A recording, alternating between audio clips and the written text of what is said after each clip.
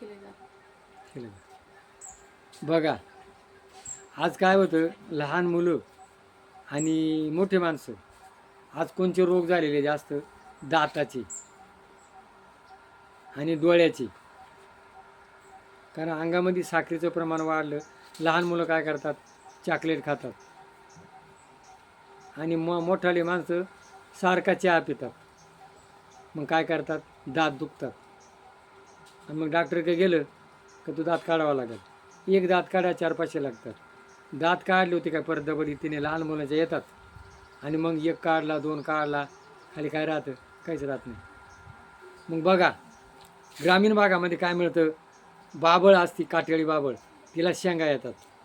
त्या बाबळीच्या शेंगा आणा, त्या मिक्सरमध्ये टाका, त्याच्यात तुरटी टाका, त्याच्यात घेरू टाका, त्याच्यात हिरडा टाका, त्याच्यात आवळा टाका, टिपून घ्या.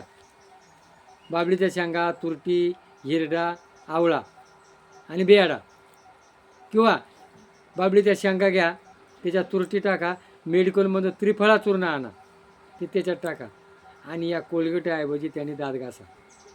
बघा तुमचे दात दुखायचे नाहीसे होतील. वरून आपल्याकडे जाम पेरू असतो, जिकडे तिकडे पेरूला कोवळे पानं असतात. बघा सकाळच्या पारी उठल्या उठल्या काय करायचं, 2-3 पेरूचे पानं चावा, 2-3 कडुलिंबाचे पानं घ्या, ते चावा आणि गिळून घ्या. बघा सलग जर 8 दिवस केलं ना, तुमचे दात दुखायचे राहतील. किंवा बाबळीचा पाला घ्या, काटेळी बाबळीचा, तो चावा आणि गिळून घ्या. डायबिटीस, हृदयविकार, दात दुखायचे, रक्तातली साखर कमी होती. म्हणजे फुकट आहे, पण आपल्याला काय करायला वेळ नाही.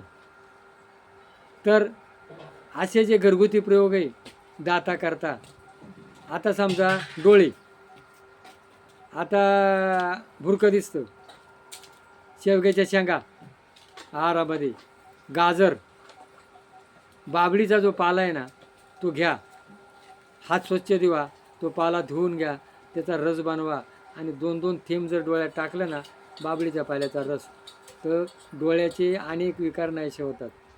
काही पैसे लागते नाही, फुकट आहे.